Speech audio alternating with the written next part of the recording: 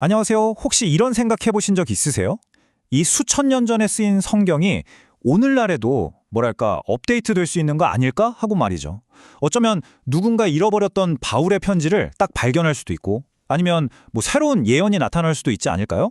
자, 정말 흥미로운 이 질문의 답을 지금부터 한번 찾아보겠습니다. 바로 이 질문이죠. 성경은 지금도 추가될 수 있을까? 아마 기독교인이 아니더라도 한 번쯤은 궁금했을 수 있어요. 과연 이 오래된 책이 지금 이 순간에도 새로운 페이지를 더할 가능성이 정말 열려 있을까요?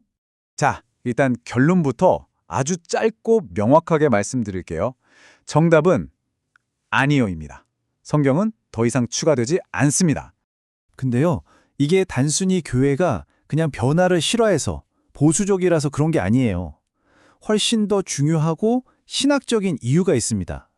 바로 하나님께서 인류에게 하시고자 했던 가장 중요한 이야기는 이미 완결되었다고 믿기 때문이죠. 그럼 그 완결된 이야기의 첫 번째 핵심 근거가 뭐냐? 바로 이겁니다. 성경은요, 단 한 명의 주인공, 예수 그리스도를 향해서 쭉 달려가다가 마침내 완성된 하나의 거대한 대서사라는 점이에요.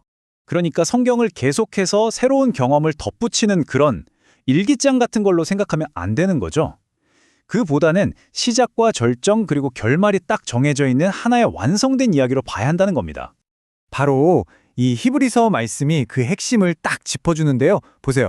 과거에는 하나님이 여러 선지자를 통해서 뭐랄까 부분적으로 말씀하셨다는 거예요.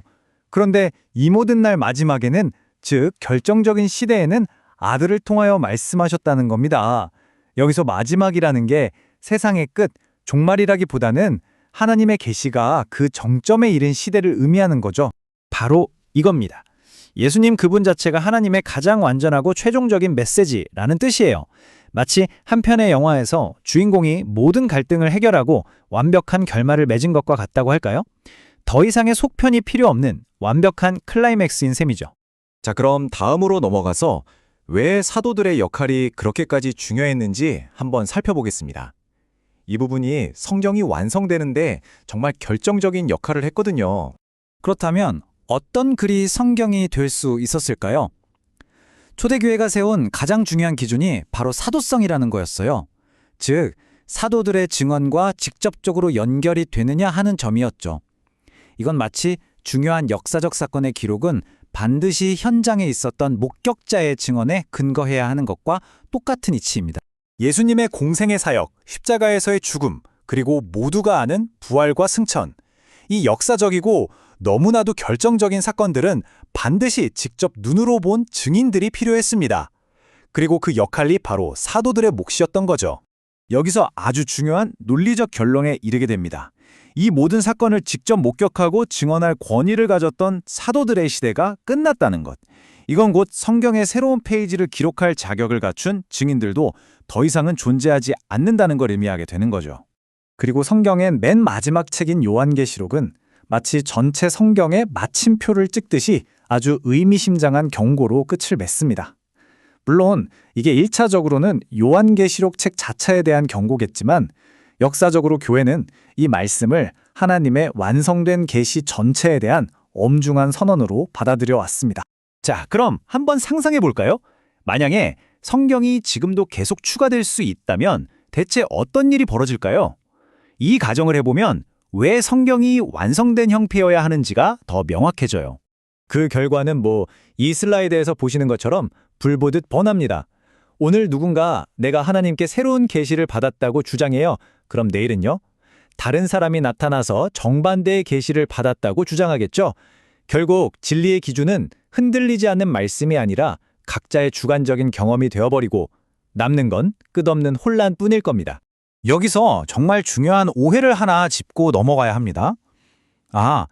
그럼 성경에 완성됐다는 건 하나님이 이제 더 이상 말씀 안 하신다는 뜻인가? 이렇게 생각할 수 있거든요. 근데 전혀 아닙니다. 오히려 정반대죠. 완성된 성경이 바로 하나님께서 오늘날 우리에게 말씀하시는 가장 중요하고 확실한 통로가 되는 겁니다. 하나님은 지금도 성령을 통해 우리를 인도하시고 또 말씀을 읽을 때 놀라운 깨달음을 주시기도 하고 우리 삶의 방향을 알려주십니다. 하지만 이 모든 것은 새로운 성경을 추가하는 게 아니라 이미 완성된 말씀을 우리 삶에 적용하는 과정이라는 거죠. 이 둘의 차이를 아는 게 정말 중요합니다. 자, 이제 슬슬 결론으로 가보겠습니다. 이 모든 논의를 통해서 우리는 어쩌면 질문의 초점 자체를 바꿔야 한다는 걸 알 수 있어요. 오늘 설명의 결론이 바로 이 슬라이드에 담겨 있습니다. 정말 중요한 질문은 성경에 새로운 내용이 추가될 수 있을까가 아니라는 거예요. 진짜 질문은 바로 이것입니다. 나는 이미 주어진 이 말씀을 얼마나 진지하게 듣고 있는가? 바로 이게 우리가 스스로에게 던져야 할 진짜 질문인 거죠. 생각해보면 그런 것 같아요. 우리는 늘 하늘에서 뭔가 새로운 음성이 들려오길 기대하면서 정작 우리 손에 이미 들려있는 이 놀라운 말씀의 무게는 잊고 살아가는 건 아닐까요? 한 문장으로 딱 정리해 드릴게요. 성경은 더 이상 추가되지 않습니다. 왜냐하면 하나님께서 예수 그리스도를 통해 우리에게 필요한 모든 것을 이미 말씀하셨기 때문입니다. 결국 이 모든 질문은 하나님이 더 말씀하실 능력이 있는가 없는가를 묻는 게 아니에요. 오히려 우리 자신에게 묻는 질문입니다. 나는 하나님이 이미 주신 이 말씀만으로도 충분하다고 신뢰하는가? 이 질문을 각자의 마음에 품어보시는 것으로 오늘 설명을 마무리하겠습니다.